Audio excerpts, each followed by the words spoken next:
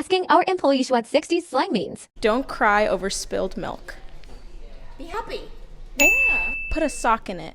Shut up. Yeah, there, she knows that one. Hello, Chloe. What does lay it on me mean to you?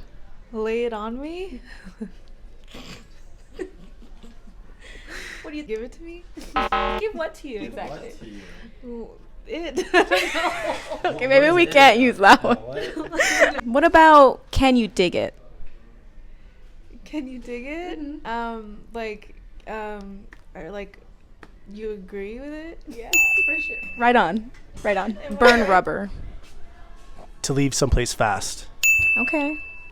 Nice. All right, Toddykins. You have to know some of these. What does decked out mean to you? Decked out, looking good. What about nitty gritty?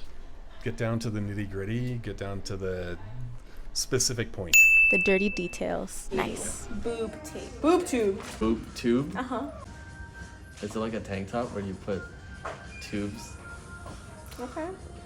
Maybe. It was a TV back in the day. What if someone calls you a square? Are you like you're lame? Okay. All right. Are you a square? You want to find out?